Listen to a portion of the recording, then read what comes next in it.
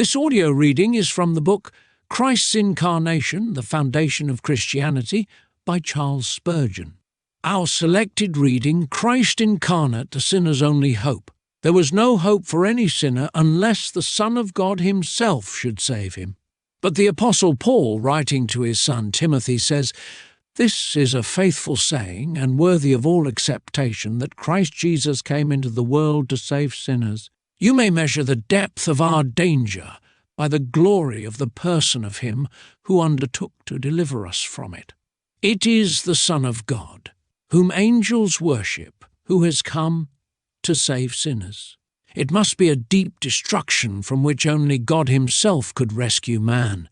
When Christ came into the world, observe how he had to be equipped for his service, and from his equipment learn the sternness of his task. He must be Jesus, a Saviour, and then he must also be Christ, anointed for the work. He must come with authority divine, and the Spirit of God must rest upon him to qualify him for the great undertaking. For Paul saith not simply that Jesus came into the world, but Christ Jesus, the anointed Saviour, came that he might save. If this divine equipment was needed, then surely the state of man was a grievous one.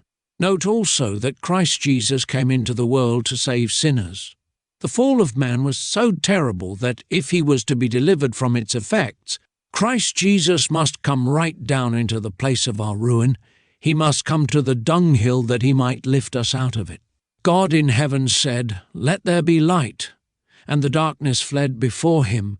But Christ Jesus must needs come into the world to save sinners. Down into this polluted creation the eternal Creator must himself descend.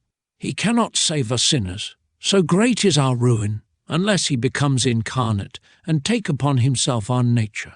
And being here, think how dreadful must be our ruin when we see that Christ cannot return to heaven saying it is finished, until first of all he dies.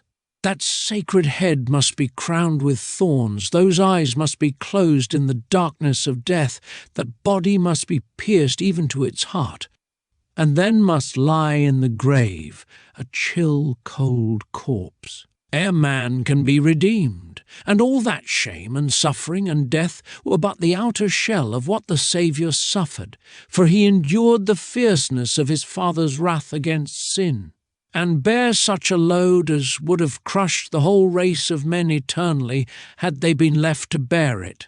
O sinner, you are awfully lost, you are infinitely lost, since it needs an infinite Saviour to present the atonement of his own body in order to save sinners from the penalty and power and consequences of their sin. This is the truth which is conveyed to us by this faithful saying, which is worthy of all acceptation. May the Holy Ghost write it on our hearts. There is one thing which should be sure to hold, as though spellbound, the attention of every trembling sinner. It is this: the Christ of God, who in the end of the world has appeared, did not come to deny the fact of human sin, or to propagate a philosophy which might make sin seem harmless, or to define it as a mere mistake, or perhaps as a calamity, but by no means as a hell-deserving crime.